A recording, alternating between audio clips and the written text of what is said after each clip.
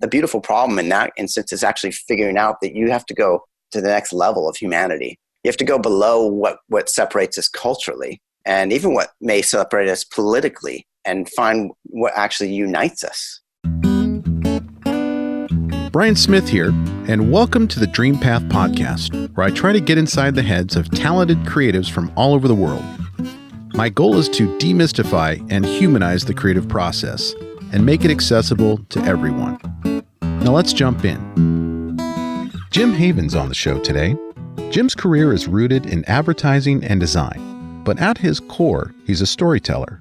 His corporate clients, including Starbucks, Seattle's Best, Amazon, Nike, and Bill Gates, come to him for help with branding and advertising, but end up on a journey to discover who they are as a company and a brand.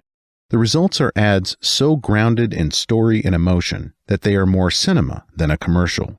If you go to my show notes, I have links to examples from his portfolio, including ads for Pacifico Beer, which were featured in the New York Times due to how unique and revolutionary they are.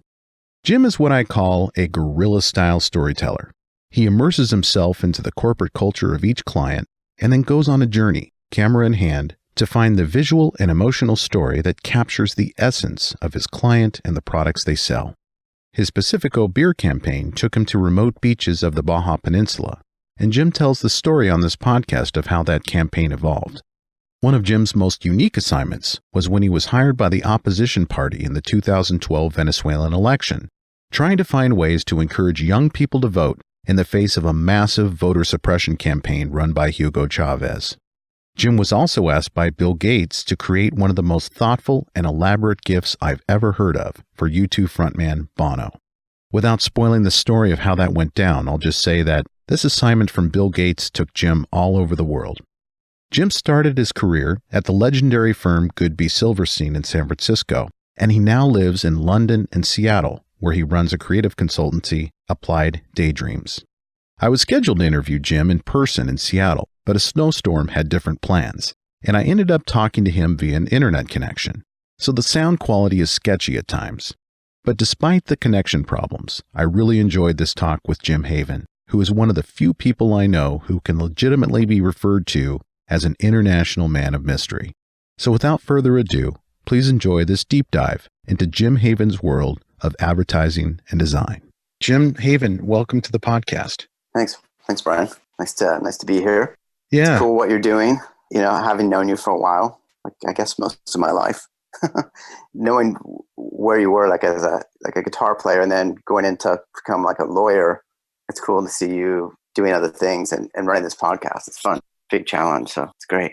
Yeah. Well, thanks for saying that. I have the same observations about you because, you know, we grew up together. You were a few years ahead of me and I was friends with your brother, Mark, but I was always admiring you from afar because you had such it seemed like growing up, a kind of an exotic sort of trajectory in life. You know? That's one way to put it. Yeah. And I was always like, how did he find that opportunity? And how did he do that? And so now we're here and I get to ask those questions, all these questions that I've been wondering about for years. So thanks for being on the podcast. Cool. Yeah. Fun. So Jim, tell my listeners what it is you do. How do you describe your job? Oh, you know, my job is a bit of an evolution from what it was in the past. But basically, what I do is solve problems in the brand world with creativity. And sometimes that's sort of helping companies or organizations discover who they are. I guess almost like a archaeologist, and then through a storytelling process, helping them figure out who they can be. So yeah, and when you're doing something like that, it can be anything from doing it back in the day, like a TV commercial or any sort of piece of brand communication, or whatever the problem is that needs to be solved, to actually creating a brand from the ground up, or rebranding, or helping create a new product, or anything like that. It's a pretty wide range of things that I do now along that spectrum, but primarily the focus is around a brand and how it shows up and communicates in the world. Yeah. So is it a little bit reductionist to call you like an ad executive or a marketing expert? Because it sounds a little more expansive than those categories. Yeah, I mean, marketing isn't really my thing. It's kind of funny because there's a kind of a distinction between, I think, between marketing and branding and advertising. They tend to blur a lot. I wouldn't call myself a marketing expert because a lot of the stuff, the levers that I pull or the pillars that I work with come from marketing people that have objectives, and I have to sort of turn them into something that is understood or creative or sort of distilled into sort of an idea. So I'd say more. I'd focus more. I would say I would call myself a branding person on the creative side of things. So I'm a creative director, and I think that I strategically informed. I mean, my evolution is that I really like to solve problems and kind of make sure that what I'm doing is affecting the business, I guess. And that business could be a number of different things, not just numbers, but so I yeah. think I remember something on your website, one of your websites. It's something about beautiful problems. Yeah. So what was Yeah. what's the full saying You there? know, I have a lot of weird, like, little things that I've kind of created over time, but the things that I believe in, and at the heart of any remarkable solution is a beautiful problem. And I think that half of creativity is really making the problem better. You're given a problem and you have to make that problem better. When you have a really good problem, the solution is something that just kind of falls out of that almost effortlessly because you spent that time sort of really kind of figuring out how to make that problem a little bit better. And that's just a bit of this sort of strategic thinking behind any great idea that I love, actually. So So there's a bit of intelligence that kind of goes into that, I think. so what do you mean by making a problem better? What would be a really good example of that? Take it to a slightly different level, and because people will come in with something that it's a little bit more general when they're asking you to do something, and Well, you think, let me yeah. I'm be trying to think of an example because it's just like it's funny because it's just like it's something that I sort of do naturally, but it's a little bit harder to sort of describe what it is because it's kind of a nuance in that creative process. So I will think of it. well. We can come back to it. Yeah, well, let's talk about a couple of specific examples from your website and your portfolio. And I'll tell the listeners applieddaydreams.com is one of your websites, and jimhaven.com is the other. And jimhaven.com, haven.com, has a very impressive portfolio of just a sample of your prior work. But let's say, for example, Pacifico Beer comes to Yeah. you today, and what is their problem, and how do you make that a better problem? Because when I think about problems, I think of things that I don't want to have, like Yeah. Yeah. take care of this. So how do you look at it differently? I look at a problem as simply a challenge, an objective, right? Okay. And so I guess it's funny to think about it like that. But I was actually just in a meeting today when they were talking about it the same way. They were talking about problems, and they had to be very specific. For Pacifico Beer, I think that they came to us with a pretty specific task of trying to find a place for it within their own portfolio. Modelo is the same company that owns or distributes Corona, and that's obviously their big number one brand, and they don't want to cannibalize it. And so I think finding a better problem in that instance was trying to find a story that was authentic to the beer, that was authentic to the story of the brand, that was authentic to the audience that they were going after. And I think that the quick solution is, it's a Mexican beer, but the better problem is what kind of Mexican beer and for whom. In this instance, if originally the original sort of distributors were just surfers and adventurers going down to Baja and bringing this up the coast and bringing it into California before it was kind of legendary before it even got to the U.S. in some areas there. And so it's interesting because every challenge is different. In this instance, like you have to protect one beer that you're not working on and finding a place for the other beer, Right. but make them a family, right? So in this, if Corona was a vacation in a bottle, we looked at Pacifico as an adventure in a bottle. And so it was the beer for, the dusty roads and off the beaten path people that, like to go after, like to find street food. And while they were okay, like hanging out by the pool, by holding that beer versus a Corona, that was their way of sort of signaling to the world that I'm lounging now, but, you can find me out looking for surf breaks or going on a hike somewhere or doing things that were a little bit more interesting, more authentic, finding a way to explore those places. So that's what that came about. And so it was, we were able to sort of define it by the activities and the perspective that we gave it. The better problem is finding that specific place for it to exist. Right. So, Yeah. Well, it certainly came through. And if my listeners go to the website, to jimhaven.com, and check out the Pacifico campaign, it's really impressive because you shot these commercials. I wouldn't call them commercials or whatever, yeah, stories. they're weird. They've sort of, yeah. They're kind, Some I of them guess, were. and I Yeah. hate to call them commercials because they're beautiful It's okay. and Yeah. they're, I don't want to diminish them in any way, but you have these Super 8 films. And for listeners that don't know what a Super 8 is, it's just an old video camera that has a very peculiar sort of dated look on it. And it's really stunning to see when we're so used to high definition video these days. But it takes you back, and it's sort of nostalgic for people who remember the Super 8 days. So there's a little bit of nostalgia in there. And then you just get pulled into this story of these adventurous young people that are on these dusty roads, finding beaches that probably very few people have ever been to, looking for surf breaks, barbecuing on the beach.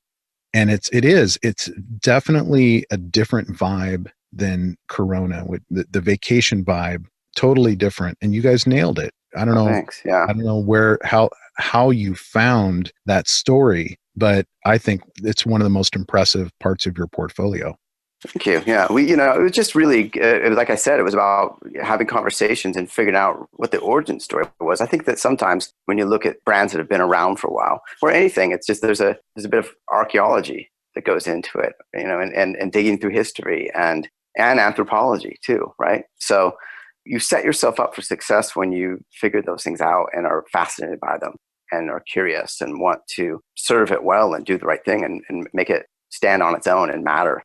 And for that, once we sort of figured that out, it was really, it's hard to, the Super 8 thing was just its own kind of weird world where I had discovered an old sort of, at a garage sale, an old 8mm projector and just a stack of these amazing films from the 1940s to the 1950s of an adventurous family that traveled all around and took sailing trips, and they recorded it, shot it all on this 8mm. I had found this 8mm film collection and a projector, and I bought it for like $20, and I was so inspired by it. When the notion came up to go and try to make this brand a lo-fi brand, and we talked about it in terms of, brought all the way from Mexico just to take you back, and then defining that type of Mexico, I just felt like I wanted to feel like a home movie, and I have all these great home movies that they feel so different and so nostalgic, and makes you kind of want to be in that world. And I was like, we should try this out and see if we can pull this off. And we had to find all these, comb through eBay and secondhand stores to find all these cameras that worked. And some of them were underwater cameras that we found from Germany, and ended up buying about 10 of them, and tried to look for like a director, and realized that we didn't necessarily need a director because the director might make them too perfect. And so we kind of worked on that for a while on what the technique would be and how we would shoot it to make it really feel like a home movie, and actually to kind of like bake in the mistakes that a normal person would probably do when filming, and all the things that we loved, but a filmmaker would never want. The weird jump cuts and the lens flares and all kinds of things that are just no-nos, that we just kind of put in there to help it and make it feel like the adventure it was. And the other part of it was pretty real because, we got to go on these adventures, and, I can't tell you how many different trips and weeks and cruising through Mexico, and having scouts go out and find these spots for us to go to was quite a thrill, because then we got to actually go travel there. Yeah. Some of them were really hard to get to, really hard to get to. Yeah, I saw some on your website, some pictures, some candids of you with the Super 8, and you're, squatting down trying to get a good angle of the talent. I'm looking at one of them right now. It says, "Because it hurts to go home." And I at the end of this silent movie where you're seeing all of these adventurous kids on these remote beaches in Mexico, and then at the end it says, "Because it hurts to go home." I was like, and that was one of the first pieces of work that I saw of yours when I was researching. And my thought was that these stories that you tell really tap into something that is I think what you're finding is an emotional truth about a certain narrative. The reason I think it's emotional truth is because if it hits me emotionally and I'm like, damn, that almost brings tears to my eyes to watch this little, very efficient 30-second, 60-second story that you told. I think that's some of the most impressive storytelling out there. And that's why I wanted to have you on the show. I think that there is a underappreciated section of the storytelling community that do this type of work. And it starts with a deep dive, like you're saying, into finding out who this organization is, what are they all about. And so you're exploring and doing this archaeology and anthropology. How long do you typically spend with big clients like Starbucks or Amazon Prime, Pacifico? I know Pacifico is much smaller than Amazon Prime, but really substantial, sometimes Fortune 500 clients that maybe they don't have anybody that really can tell you what they're all about and what their brand is because they don't know. So you're helping facilitate that. What does that process look like, and how much time do you spend on that archaeology dig?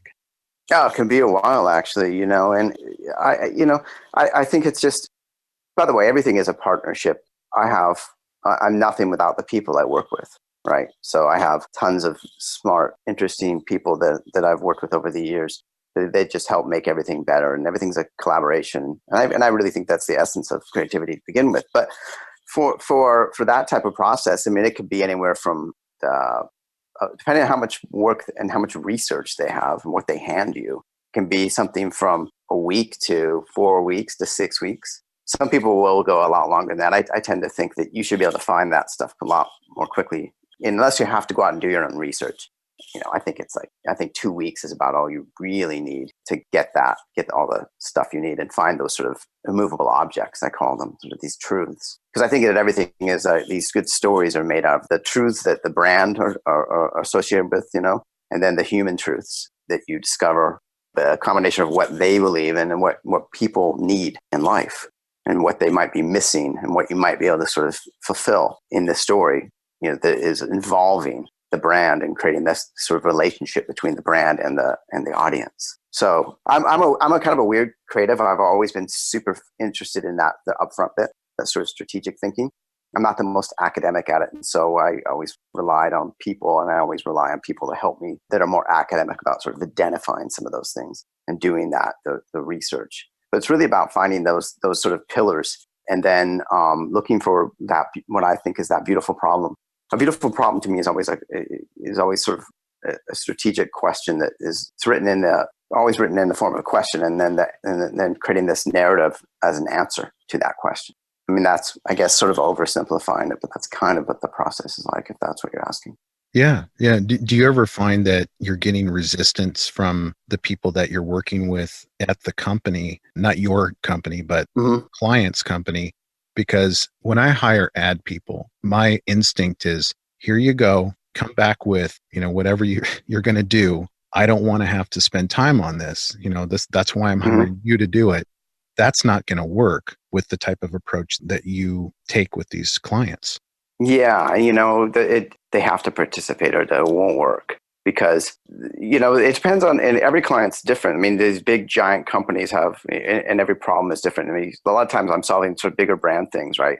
But sometimes you just have like a product that's within a brand, like an Amazon Prime Photos, whatever. There's a lot of people there that they're very busy, and they do want you to kind of do as much as you can do. But there's certain things that you need to know in order to do your job. And I like to work in the ultraviolet and infrared spectrums. I like to make sure that I'm doing more than is necessary, because I think that's where the quality comes from, right, on any sort of given project, whether it's the work you do up front or the craft you put to it in the solution. Right.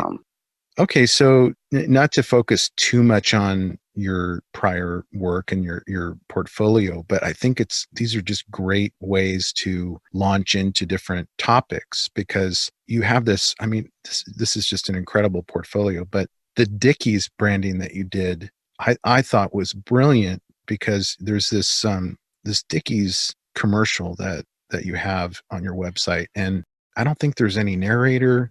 I think Mm, it's no. just, a series of very quick clips of someone's day, and them Yeah.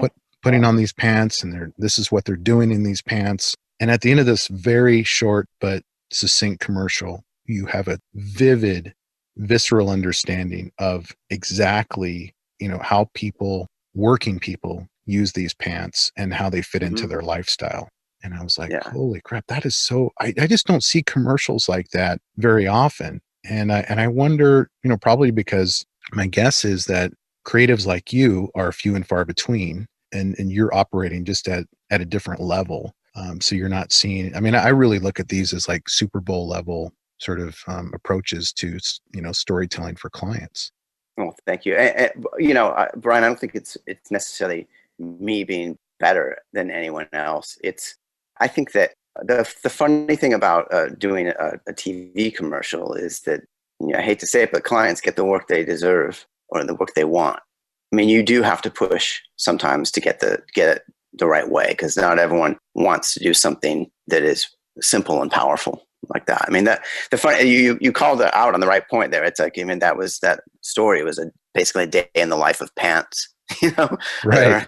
and it was shot through the perspective of the pants, which is kind of interesting. But also, there's, that the story that's not told there that helps create that is there's also other constraints that show up, and in that instance, it was, one of them was budget. So how do you make something really good when you don't have a lot of money and you need to tell this story? But I don't think that those constraints are. I think constraints create creativity, actually. So when everything's wide open and you don't have these things you have to work around, I think you start to make choices that I say I don't think you make as good of choices. I think sometimes, and if you have too much money on a big budget spot, or you have a different type of client that really just wants to overdo it and hammer it into people's heads and tell them things that about the quality of the pants, or the like, people understand those things if you can tell that story in the right way, and you have to have respect for the consumer. Right. um, so there's a bit of a discipline that goes into all those things and helps make Yeah, those things happen. So that they makes don't sense. Yeah. they're not I mean, they don't happen all the time. It's always just, all the things have to be kind of in the right place. You have to be at your best. All the people you work with have to be at their best, and the client has to be at their best. So And the client yeah, probably has to be open to something pretty unconventional. yeah, Yeah. yeah. Because In the instance of that, it was really that client was a really challenging client, and not the individual that commissioned that, but just the whole company was a big challenge. And I think that this was one really nice piece that we all kind of were able to do that made everything else, all the tough parts, work out for us. So yeah. Yeah. yeah. Another account or piece of your portfolio I'd like to talk about is JanSport. And the reason I want to bring that up is that I think the band that was involved in that commercial, and just to describe it for listeners, there's like a sort of a impromptu concert out in the woods with this busload Yeah. of young people, and the band is the Cave Singers, right? Mm-hmm. And so it's Yeah. just Yeah. a coincidence, It was cool. because I was doing, I do a recap episode with my producer and editor Jason after every interview. And so during these recaps, we talk about what books are you reading, what music are you listening to, that type of thing. And just a couple days ago, we recorded a recap, and he said, "What music are you listening to?" I said, "Cave Singers." And That's funny. it's so Yeah. strange, because I had not seen that commercial yet that you shot. And so that band, though, is, I think, so underappreciated. I don't think they're commercially successful, really. I mean, they tour and they do really well on tour. No, yeah, they were kind of in that moment then, and you could go either way, right, at that Right. time. Yeah. Um, But what a great vibe to have for that commercial. Just really minimalist band, great lyrics and good musicians, but you can't even really define what they are. Are they folk? Are they rock? what are they? But they were. It was so fun to see them as part of that commercial. Yeah, I wonder what that genre is now. I mean, there was kind of that. It definitely has a folk angle to it. Yeah. So Um, how did you find them? the great thing is that you work around a bunch of people that are listening to things and having conversations. And somebody, I think that it's good. I have to kind of go back in the Wayback Machine to kind of figure that one out. I don't remember how we found them precisely. I think there was definitely a lot of people around that were at the company that were listening to music and we had this idea to do this secret concert. And because it's like part of this, one of the cool things that we were doing at the time where we were creating these experiences that would allow us to, I have this idea, like whenever you can, you try to make the consumer the protagonist in the story, to really involve them and give them an experience, right? That they can share. And then at the same time, we get to film it and use all of that footage and for the purposes that we want and the brand needs at the time. And so, yeah, it was just, I think it was just looking for the right kind of band that had enough of a following. I mean, that thing, we kind of leaked that out, and there was a long line for people it was a free concert that I don't think anyone knew who they were going to see until the last minute. Yeah. So it was just the right band at the right time, I guess. Seattle has so many great musicians, and there's a real wealth of potential of people you get to work with. So those kids or young people in their teens and 20s that showed up, there were just people that wanted to see a free concert. They weren't actors or extras or whatever. No. Yeah, they just showed up. That was all real. They loved it. I mean, and so many people wanted to go. And as many people from the agency got to go too, as and I think it created a lot of love for the brand and brings people together. It's just a cool thing to do. So just a couple more parts of your portfolio that I can't not talk about. So Gates Notes. I'm glad you're asking. Yeah. How did that account, how did you get that account, and what was the process of? Oh man, it's cool because I've never spoken about this, because when it was going on, we couldn't really talk about it. So somehow we knew, just kind of over time, there was the chief of staff of Bill Gates. We knew him from sort of some Microsoft days, and just sort of, some relationships. And he called us one day and said, Bill is doing his thing outside of the foundation, and he wants to kind of go online and put his opinions out there. And we want to figure out a way we can sort of, capture this and create this website that, and how do we, and just kind of figure out what kind of things we're going to talk about. I mean, he has all these initiatives and all these ideas. How do we capture that? So it was just kind of lucky. You just get that phone call and you can't believe it. I don't know what the process was like. I just remember when we got that phone call, we met with them, and they were like, yeah, let's do this. And so then we kind of called it, I think, a blogumentary at the time, because it wasn't like just a blog, and it wasn't like it was like just trying to figure out how we're going to take his ideas and put them out there, and how we kind of figure out the ways to sort of box up the content and box up his thinking. Just the other day, I mean, another coincidence. I mean, Cave Singers was kind of a confluence of ideas and coincidental or not. But then there's Gates Notes, and I remember, and I don't post too many political things on Facebook. I try not to, but Bill Gates wrote a pretty bold blog post about the tax system, and basically he thinks that rich people need to be taxed at a higher rate. And he laid out a very non-emotional, logical reason why. And I posted it from his Gates Notes. I posted it on my Facebook page, and here I am a week later talking to the person who helped him create that blog. Yeah, we got to name it too, and it's kind of fun, and all the different sort of iterations of what it was. Yeah, it's cool. Yeah, I just have so much respect for him, and so it was just an honor. So when you get to work with really smart people, there's nothing I like better than smart people, and it's intimidating to work with really smart people. But the great thing about working with Bill is that he knew a lot of stuff. And I mean, he knows just about everything. But there's things he doesn't know, and he asks just questions about it, just like a regular person. Yeah, and so it's just it was fun to talk to him about that. Just kind of packaging up these things. Well, you Coming would up think, with the curious classroom was like one area we looked into, and how we sort of would come up with these ideas of it was a lot of sometimes he would come with stuff like, I want to do my book list, and I want to do this, I want to do that, and then we would sort of try to package it up in a way that made it compelling, and did that for about a year and a half or 2 years before they kind of took it inside, took it in-house, and created their own sort of machine, which is, I think, the way to do it anyways. Create the infrastructure for them and empower them to do it on their own. A funny thing happened out of that, though, that you might like. So in that process of working with them, they Larry Cohen was he's the CEO there of BGC3, is what they call it. He said, "Hey, weird question. Can you help us out?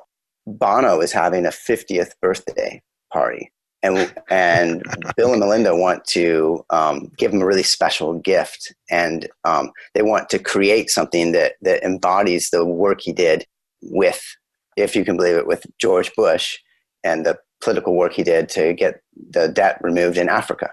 Oh my goodness! And we want to honor him for that. Can you come up with some ideas as to how we would do that?" And so we were hired to create a birthday present for Bono. Oh my goodness! For his 50th. And so no pressure, we got to just conceptualize it. No, it was like, it was really weird. So we got to sit there like we were doing any other project and kind of conceptualize a sort of a representation of this experience. And what they ended up buying was a sort of a kind of a collage in the shape of Africa that had a bunch of his music on there, and record albums and music sheets. And then the weird part was we had to go fly around the country and photograph all of these people that were involved. And they were all the most like the people that from the evil empire of the of the time, So we had to go, and photograph all these people from the Republican Party, from the Bush administration. That's crazy. Just really that kind of were joking, about it, about the fact that they knew it was weird, because I think that's one of the great things that president did, and he didn't really talk about it because it wasn't really party line. So well, I think that George Bush is remembered for a lot of terrible things, and rightfully so. Not to get too political here, but But, I think that Bill Gates is one of those people that has always been a bipartisan guy, and really hard to pin down too politically. I don't know that he would ever even offer opinions on candidates at any point, probably because he's a shareholder of a huge corporation that's sort of at the whim of whoever's at the helm of the government. But he does tend to be the type of person to bring strange bedfellows together. Mm-hmm. Yeah. And that sounds like what he did with Bono and George Bush. Wow, that's crazy. Yeah. So we had that thing, and they presented it to him in London, and I happened to be there at the time. Obviously I wasn't invited to that, but right. I was outside of the hotel and it was kind of funny, just randomly, because I caught up with Larry there, and we had a pint and talked about it. I heard at some point, like 5-6 years later, that it was actually still hanging in his house. Oh, nice. So, that's great. What a testament to the thoughtfulness of the gift. Well done. Well, I guess it was. I guess it's who it comes from rather than really what it is, right? Yeah. So, if you get a present from Bill Gates, Bill and Melinda Gates, you're probably like, yeah, this is cool. Yeah. Like, why is it so ugly? I don't know, but it's cool, right? Yeah. Right. It took a team of 100 people 6 months to put this together. Yeah, that's great. Yeah. So a couple more parts of people can go to your website. I don't want to spend too much time on it, but one thing I have to ask you about is the 2012 Venezuelan elections. Was it Oh, yeah. 2012? Cool, man. Yeah, and I'm looking at this. Another weird story. Yeah, Like, I how do think you that get pulled into you're that? finding all these things. You're finding all these things. The story of that is really weird to me and just cool, because I think that sometimes there's just people that see something that other people don't. I wouldn't say that my work has ever been incredibly popular. I think it hits some people in the right way. And the things that you're pointing out are really fun, are cool to me, because those are the things that I actually admire or love to create, and love in other people's work when I see it. That was it. The Pacifico work, there was a big New York Times article about the work. And then I get a phone call from some guy in DC, and he's running a public affairs company. And he's like, hey, I want to talk to you. I saw your work in Pacifico in the New York Times, and I have a project that's a bit strange. You might not be into it, or you might be, and let me tell you about it. And it's the Venezuelan elections, and we think we have a chance with the opposition party to make some headway versus Chavez. And he said, do you know anything about Venezuelan politics? And I said, this may sound strange, but yes, I do. I've actually been following it for quite a few years. Really? It was just one of my, so I took a trip randomly. I don't know what year it was a million years ago, but I needed a quick vacation to a warm place. Everything, it was last minute. Everything was really expensive. I found a cheap flight to Venezuela and took it and explored. It just happened to be at the very moment, there was some political unrest going on there. It was when the transition was actually happening between the previous administration and Chavez being elected. He was won, a big election, and he was the man of the people, right? So I was going to cancel my trip, because apparently if he would not have been elected, it would have been a dangerous place to travel, and it was okay. So I went down and explored, but it stuck in my mind. I was like, I'm going to follow this from now on, because I kind of was interested in that. You traveled somewhere, and you notice things about it. You like the food, Sure. You look for the food, you do all that stuff, right? I happen to also follow the political story because of it was noteworthy at the time to me. So I get this phone call. I was like, yeah, I've been following it, and in the meantime, Chavez has become a terrible leader. I mean, and has It's an understatement. doing crazy town things, just crazy, like just the most insane things. Just this socialist behavior that I think his heart was in the right place, but he was just a nutcase, right? So and maybe his heart actually wasn't in the right place. If his daughters, the guy was like a general and came from nothing, and suddenly he has daughters that are, he's passed away since, but his daughters are flying around the world and they're billionaires. So not sure how that happens, but but I think we know. Anyway, so I get this phone call, and I'm like, yeah, I know some stuff about that everything that's going on, and I'd be completely interested in trying to figure out how to help out. But why are you calling me? And he's like, because you do weird things, and we cannot be conventional. Chavez controls all of the media. He controls all of the channels of communication. We have to rethink everything, and we have to find a different way to do it. And if you're willing to, we think that it would be a good try. As you may have noticed, there are great resources and advice mentioned in all our episodes. And for many of them, we actually collect all of these resources for you in one easy place, our newsletter. You can go to dreampathpod.com/newsletter to join. It's not fancy, just an email about each week's episode, featured artists, and resources to help you on your journey. Thanks. And now back to the interview. And his conclusion about how you do things differently was based upon the Pacifico campaign? That's where it started, and then he looked at some other things that I had done, and that we had been doing, and thought that we had an unconventional approach. And that was what he was looking for.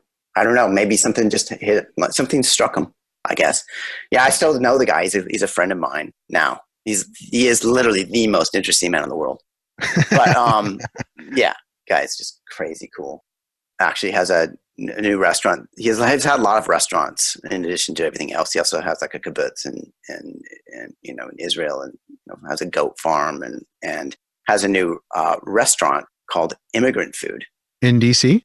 Yeah, you should check it out. Look it up. They're trying to sort of tell the story of why immigration brings culture to America and its significance. So he's actually created a restaurant called Immigrant Food. Nice. Anyways, you should interview that guy. It'll be like a 2-hour podcast. Hook me up. I will. So it was kind of fun because it was a little bit of a tense thing. It was totally hush hush, of course. And we had to go, fly down to Miami for meetings. We go into one hotel and we go out the back door and walk into another hotel. And we had sort of this encrypted email that we would use. But it was a really fun problem to solve because you had to really unbox everything and kind of think about, well, how do you tell them, like, first of all, what's the message we need to tell? And then we're dealing in Venezuela, like Venezuelan people. We figured out that at the end of the day, Venezuelans were just like anybody else. That's when you make that the beautiful problem in that instance is actually figuring out that you have to go to the next level of humanity. You have to go below what separates us culturally and even what may separate us politically and find what actually unites us. And what are the themes that we can talk about that unite us? And we had two different ways to approach it. One was a bit the one that we had to figure out what can we do that he cannot affect, that's a message that works for us all. And in that instance, one of the things we discovered was that when you vote in Venezuela, you put your thumbprint down. And that scares people, makes people not want to vote because, and it works both ways, by the way. It's like, hey, what happens if I'm a Chavinista and the other guy gets elected and they trace my thumb and they know I voted for the other guy and then I lose my job because they have a government job or whatever. Or, both worked both ways. So there was fear on both sides of party lines and figuring out that we needed to sort of just encourage people. We called it, to speak your mind with your thumbs was the idea.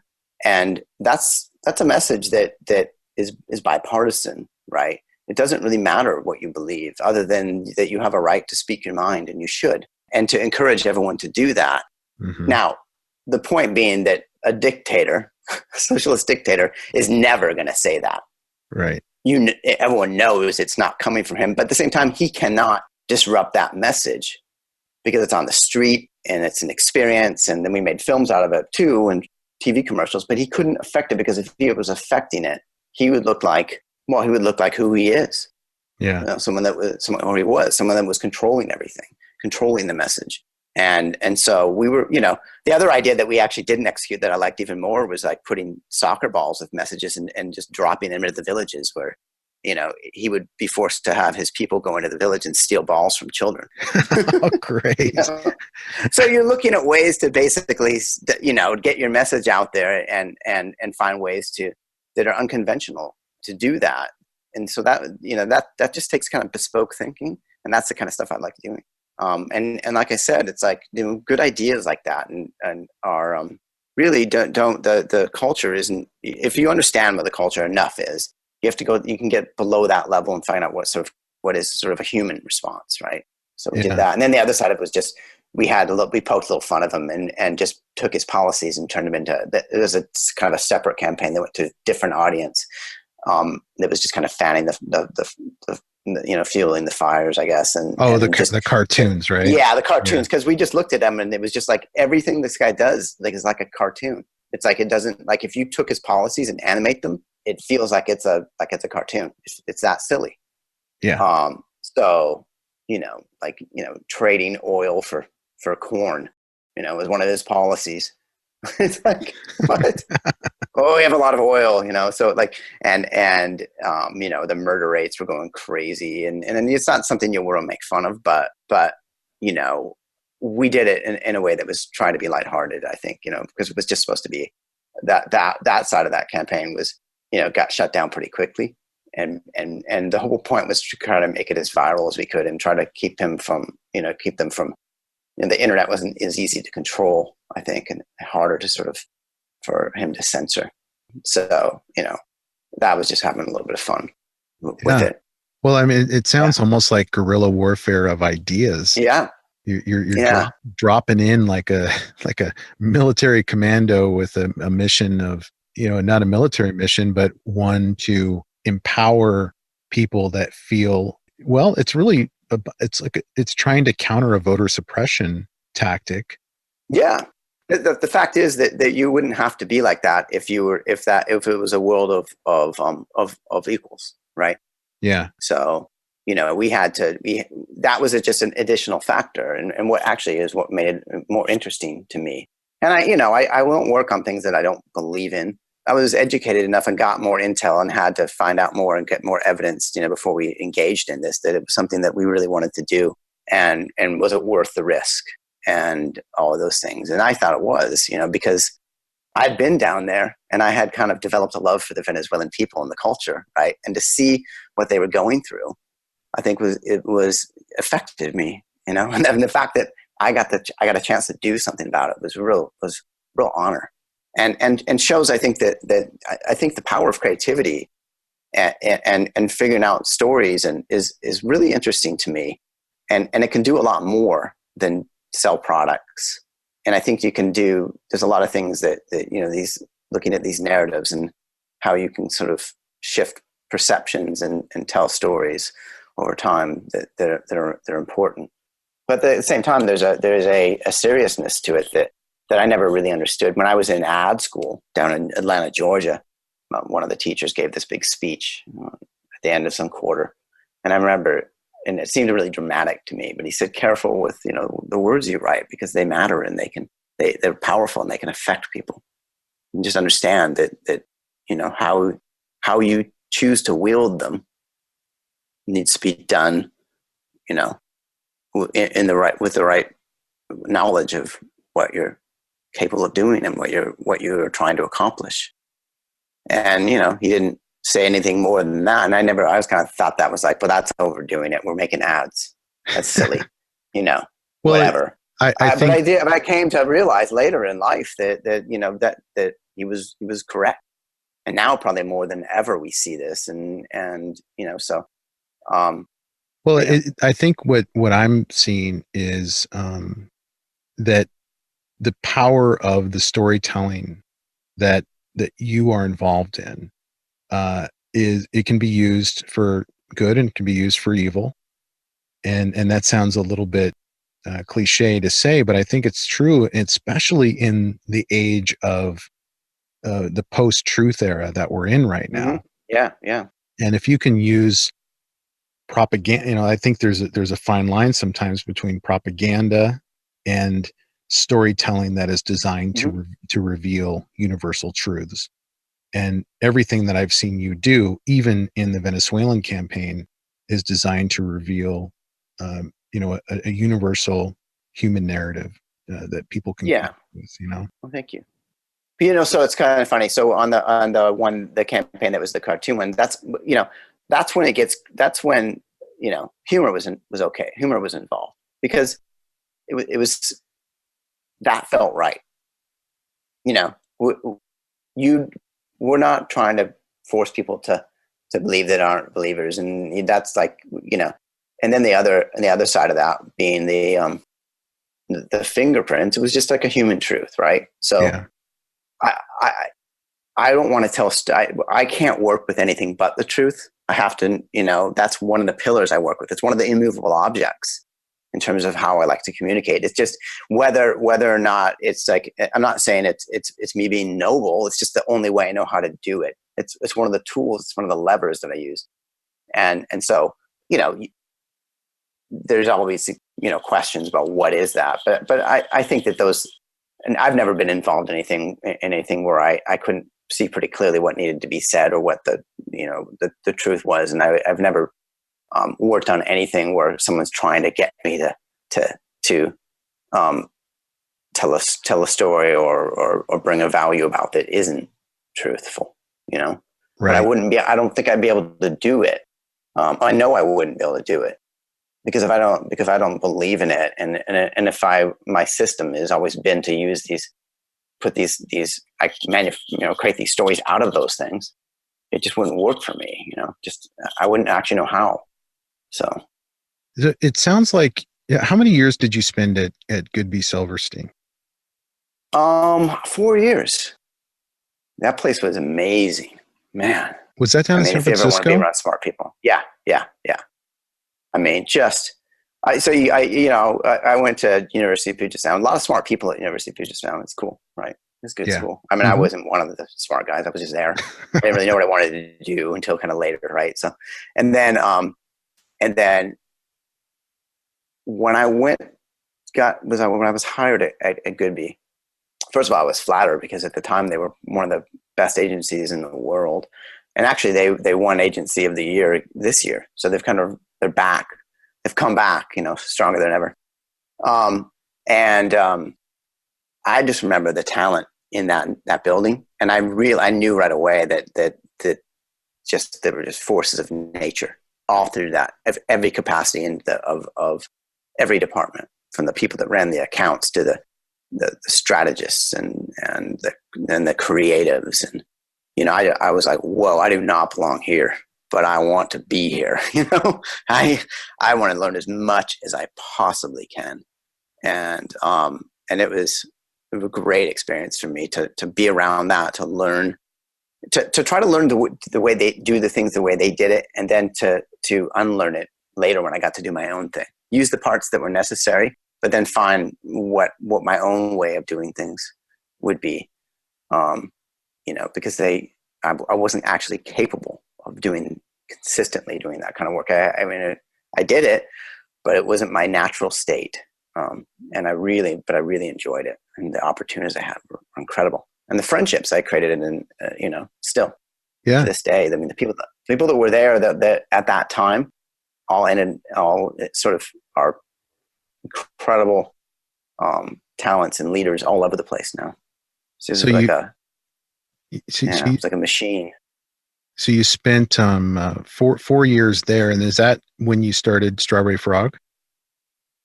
Oh, right after that, yeah. Yeah, right I after. went over to Amsterdam, yeah. And I just had this. I just how things work. It's so weird in life. I just remember thinking at age whatever I was, 30, that 31 or something like that. That well, this is it. I always wanted to go work in Europe, and I guess I'm never going to get there. And I guess I just have to lock down and do my thing.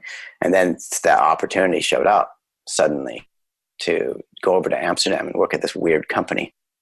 And it happened to be someone that I worked with at Goodby that had left, just kind of travel the world and ended up there, and was able to convince them to bring me over. So that's what I did, and just, man, that was lucky. I mean, I didn't want to leave that great agency, but at the same time, life was calling me in a slightly different direction. Amsterdam. I mean, how many Yeah, opportunities do you get to move to and work in such a cool part of the world? yeah, it was not lost on me for one single second. I can tell you, in that moment. Although it was sometimes the things that made it charming and cool were the things that made it annoying. The only way around is on a bike, and it's when it's snowing, and Right. it's night, and you're trying to go out to dinner, and just free, and you finish your dinner, and have to realize you have to get back on your bike in the snow and ride for a bunch of miles. It's just like, that's not super fun, but whatever. It's like, you're in Amsterdam. You once you get used to it, you look around and go, yep, but I'm in Amsterdam, and look how beautiful everything is, and how cool everything is, and how So weird. And so why isn't it great to Amsterdam? be around weird things? But why That's where Amsterdam? that's where the company was. So I went to work for an agency there that was called Strawberry Frog. And But was there people like native folks from Amsterdam who started the company there, or did they decide yeah, to there build was a it bunch there? of it was a couple Canadians and a Swedish woman and some Dutch people. Yeah. Wow. And they were just doing that. And at the time, and it's probably going to swing back this way, actually. At the time, there was this sort of weird moment happening where a lot of the big U.S. brands were establishing their headquarters in Amsterdam. Some of them are still there, like Nike has a their European headquarters is there, and Adidas has a big operation, and Starbucks. They're there. I don't know if that was the main thing. I don't think they're bigger in London now, but Okay. they had a major operation there. So there was a lot of brands setting up their European headquarters there. The Dutch, are they don't have natural resources, so they figure out other ways to be savvy and smart and create a thriving economy. And so they created an environment where this sort of pan-European business. It was also at a time, when like the Netherlands has this sort of cool neutrality to it, where it's not like anybody has a problem with anybody else. And certainly when the European Union made that even less so. But there was a kind of a cool thing where they had this ability to do these sort of pan-European campaigns out of the Netherlands, and it was just kind of went over a little bit better, I think, at that time. That was kind of one of the thoughts, at least. It was one of the sort of conversations that was sort of being had at the time. So yeah, there was just this moment then where that was happening, and I kind of think it's happening again. Brexit isn't making it any easier to do business in the UK and have your European EMEA headquarters there. So yeah, why not shift to Amsterdam? And there's already a big presence there. So we'll see what happens. But yeah, and it was a cool environment too, because that's where I saw things that I was experimenting with in my own sort of style of doing advertising and communicating and solving problems that they were actually doing. They were actually executing. I mean, I would go, as much as I loved Goodby Silverstein, I would go and present sometimes these, like they'd go, okay, like you get an assignment. It was like, okay, you need to do a TV campaign and maybe some billboards to go with it. It's kind of how you did it back then. Right. Mm-hmm. And then I would do that, and I go, but then I have these weird ideas too. How about, we do this experience, we do this, or and they would go, yeah, that's whatever. It's not, they don't need that. It's not what they're asking for. Like, okay, whatever. And I kept trying to do it. I would always throw in these sort of extra ideas, Yeah. Because I think that I'd read a story a long time ago about, before I even got into advertising, I think about some guy that was doing crazy, trying to solve problems with, crazy, I guess, guerrilla marketing sort of tactics. And I thought that was kind of cool. So in Amsterdam, they were doing that already. Yeah. It was actually happening. Partially it was because of budget, and partially it was because of, the sort of condensed environment of Europe, the ability to reach, more people in strange ways, and to create these sort of things that create ideas that create natural conversation. So they were kind of ahead of their time there. And so I was like, whoa, this is my place. I get to do that stuff here. And when I left Amsterdam, when I had the opportunity to start my company, I took that with me, and that became the basis for everything, was to try to never have come in with a tactical solution. Yeah. And that was Creature? Always to try to say yeah. So when someone would come in and say, we need to solve this problem, instead of saying we need a TV spot, we need, I would always try to back them up, say you need a solution, and it might involve a TV spot, but let's try to figure out what the problem is, what the story is, and maybe there's something that organically comes up that's better than all of that. Yeah.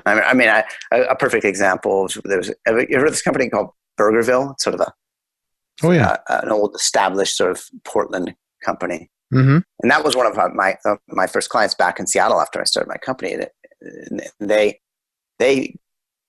said, hey, our billboards we ran out of the billboards. We need to put up new creative.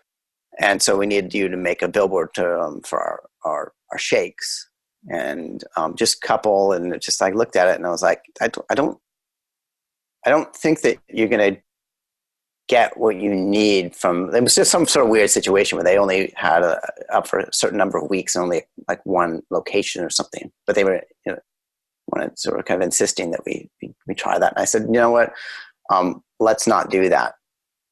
I'll give you this idea. I'll show you. I'll give you what you're asking for, but let me show you what you really need instead.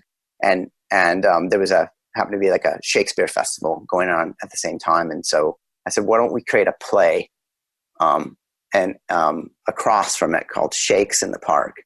And we'll basically do the same Shakespeare play that they're doing on the other side of the park, but we'll involve shakes, because if Burgerville would have been around when Shakespeare was alive, clearly, he wrote about themes of, love and death and betrayal. He would definitely write about these shakes because they were so delicious, that would be another one of his themes. So it's clearly he would have, you can make that leap. So that's what we did. And it sort of outdrew the, the actual, it's sort of getting people from the other side to come over because it was slightly more interesting. I mean, I love Shakespeare, his sonnets, and think he's like, obviously was one of the greatest writers of all time. And it just blows me away when I see the wit in his work.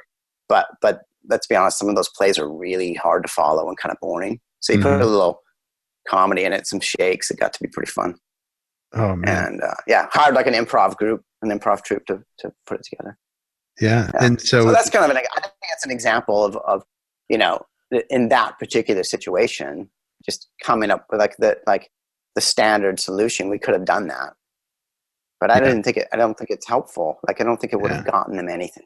They would have just spent some money. And it sounds like Goodby Silverstein probably would have taken that billboard instruction and they've just done it. Just executed. Absolutely. Yeah. Absolutely. Now, the times have changed. No one does that anymore. Now everyone starts to think about, the things, if you're at an agency like Goodby, they're well known for solving their problems creatively with great strategy.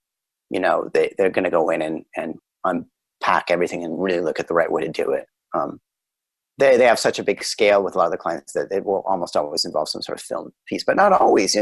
Now it's really about sort of these bespoke experiences that do the same thing, that help communicate what needs to be communicated. And that's a big shift, along with the sort of the advent of a lot of the heavy lifting now is done by sort of digital stuff, digital work, and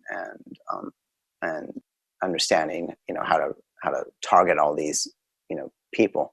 Right. I think that it's harder to really build a brand and create a story that way. There has to be some sort of the future is this combination of those two things. I think that's the way it works best. My understanding, looking at your CV or your website that kind of talks about your work history, is when you started Creature, it started in Seattle and you had 3 people, right? Yeah. Mm-hmm. And then it expanded to 85 people with a London office. Mm-hmm. Yeah. So what? Tell me what you tried to do running a company like that to make it a different place to work, so that creativity was nurtured and cultivated, but also it was unique and fun. Because I'm looking at some of the things you did on your website, and I want you to describe that to the listeners. Well, I mean, I have to say that it went too far, to be honest with you. We were probably better at being creative, and our love for creativity, making things and doing absurd things was I think attractive to lots of people, and probably more appreciated by the people that worked there than our clients, to be honest with you. In that regard, mistakes were made. It was my own sort of passion for wanting to make things and to sort of express creativity and foster an environment where people could do great things, and make great work for our clients, but also make work for themselves and involve all of the great minds that were there. I mean, I think that the people there, I'm just super proud of the people that I got to work with. They were all of them. You always try to find people that are more talented than you are, and I was able to find a lot of them. I mean, I guess the bar isn't that high, but still, I mean, I was also, I think, able to sort of create an environment where they can become better or their best, And I was really proud of that too. So yeah, So but we did, we had a space that was super creative, and we had people that were naturally wanting to do those types of things. And then we just come up with weird ideas on our own that we wanted to make. Sometimes they were ideas we couldn't sell to a client. So we'd make them ourselves. And then sometimes they were just like, we had the storefront windows that, because it was a space that was, had the entrance was ground level. And we had these windows that we turned into just showcases of sort of ideas and art and thematic art projects. Sometimes they were pretty extensive. And different people, would get a chance to make them. And they would come and, show them to me, and we'd talk about them, and I'd say, yeah, go do that. That's great. And then we, fund it a little bit as necessary, and, let it come to life. Sometimes there were weird things. Like we had a barber's chair, and we gave people haircuts for free haircuts in the window. in the storefront window? Yeah. People would line up and get their free haircut. And it was just like a weird thing, but fun. And I see something about a speakeasy too, a basement. Oh yeah. Speakeasy. There was a vault in the an old vault in the basement, and I looked at it immediately, and I was like, oh, we need to turn this into a bar.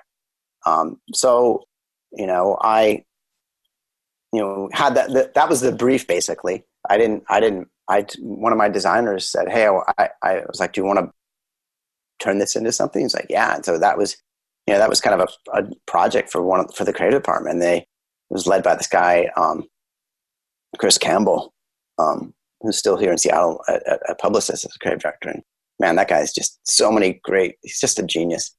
And he turned it into the Safe House. And it was just the idea was it was supposed to look like kind of a place, like a hideout you would go to in a safe. It was sort of thematically based on the kind of place you'd go if you're on the lam.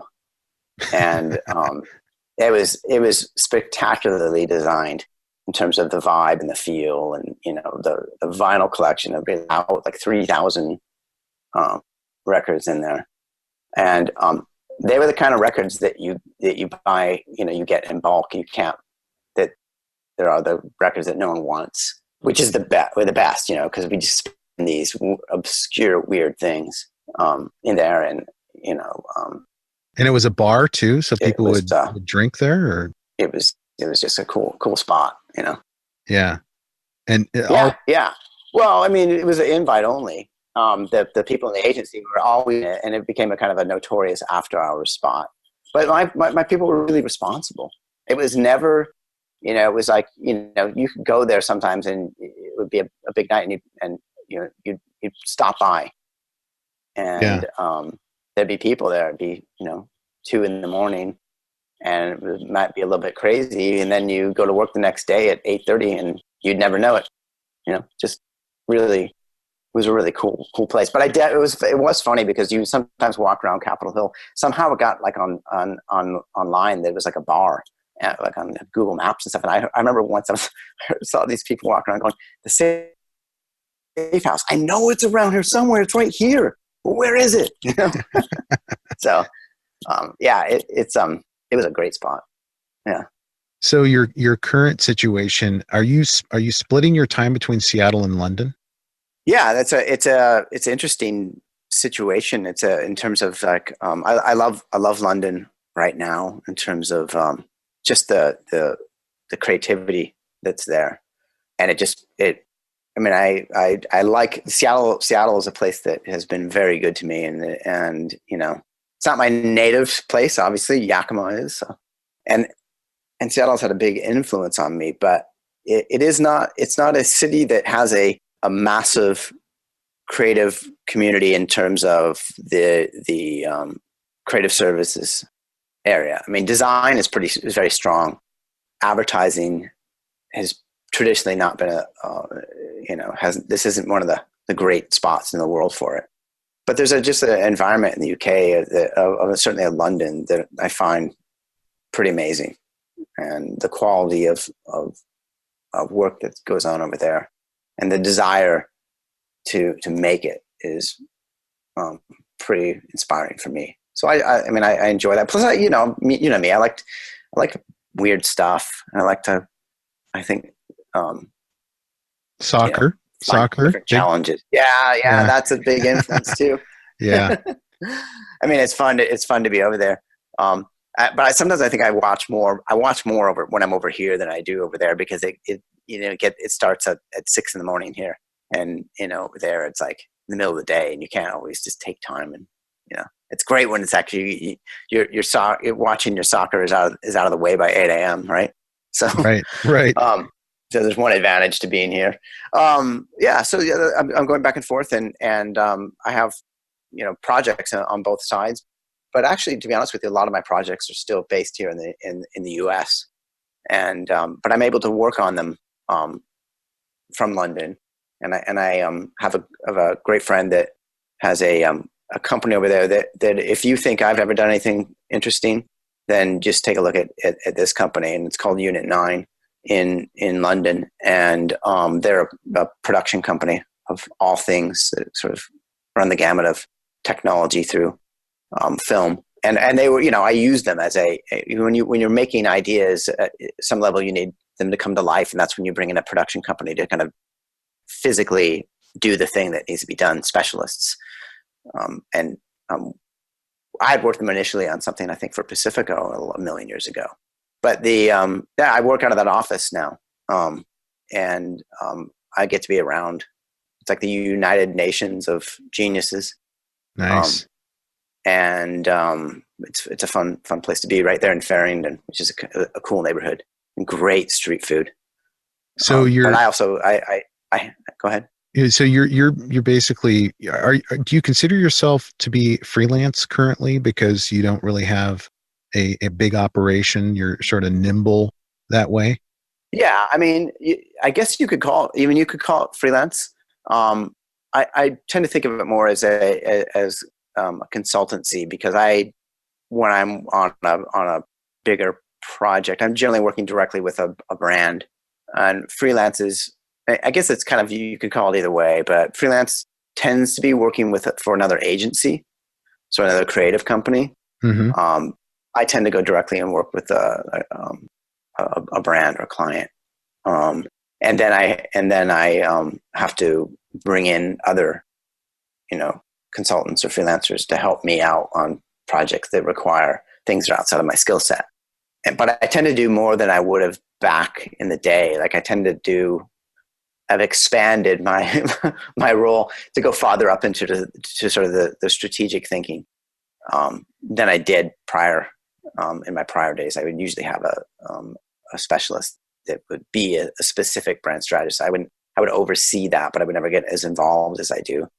But that was just kind of adding a little extra challenge to what I'm doing. And I wanted to kind of, one of the things that I wanted to do in this new capacity, I think that there's been a shift in the way the value of how creativity is perceived, and how it's its value in terms of why people want good stuff and how much they're willing to pay for it. And there is it's become a bit of more of a vendor type relationship than I would like. And by sort of getting more strategically involved upstream in the problem, in the thing that we're trying to work on, then I'm able to kind of still satisfy my desire to actually do something that's intellectually challenging and smart, and has more value downstream when it gets to execution and things like that, because it's coming from that a slightly different place, even though it evolves into a creative execution. Right. It's looked upon as a slightly different offering, and one that I find challenging. So yeah. So I sort of went way longer than I probably should have, because this has been a fascinating area that I just don't know a lot about. So thank you for spending so much time with me today. But I did want to ask, and I didn't even get to like this laundry list of questions I was going to ask you. But I do want to know, for the benefit of my listeners, if anybody is interested in getting into this type of storytelling, which might be branding or rebranding, that is kind of unique and not really like commercial making or the ad man type of work that you would normally think of stereotypically. What should they be doing in college? What should they be studying? What types of experiences should they be looking for to be able to get into this space? Because this seems like a really unique and special place to be. I mean, I think that for me, like I think I kind of mentioned in college, there wasn't anything that was doing what I wanted to do. There was no role for me necessarily, and I didn't actually think that advertising was a thing for me. I went to a specific school after. I went to another two years to like now that's a grad school type of thing, but before it was like more of an art school, where I got to just work on creating ads and seeing what was around me. My thing was I still think it's true that you find people that are doing the things that you admire and you study it and you try to figure out what makes it work and why it's good, and then push yourself hard to figure out how to do that. I think that still, like, I think classes in advertising and design are a great place to start. And then in learning that craft, and then also learning, and making a point of, and what I always did was like, I worked at Goodby Silverstein, which was a great agency, right? There were few things that, I still can't do the work that they do, right? But there were certain things that didn't go my way, and I just would start to write them down, what I would do differently. And over time, I had my own point of view. I didn't necessarily know I was creating that, but when it came to time to start my own company, I knew exactly what it was going to be and how to sort of solve these problems. So I think that I don't know. I think that just kind of looking for people you admire and people that are doing things and studying that. But a great place to start is just design and advertising. They blend, but they're obviously slightly different. I try to blend them together myself. And also Venezuelan politics. Yeah. Find an obscure third world country and learn about it, because you'll need that in life. Yeah. Definitely. That's good advice, Brian. Glad you pointed that out. Yeah, Jim. I want to thank you for joining me and sharing your story with my listeners and me, and also wish you safe travels back to London. Great, thanks. Really fun chatting with you, and it's fun that you kind of let it go rogue. I really appreciate that. It's just a nice way to talk to people. Yeah. It was a lot of fun. Hey, thank you for listening, and I hope you enjoyed today's episode of the Dreampath podcast. If so, I have a favor to ask. Can you go to your favorite podcast service and give me a rating and review? Your feedback is what keeps this podcast going. I appreciate your time, and as always, go find your dream path.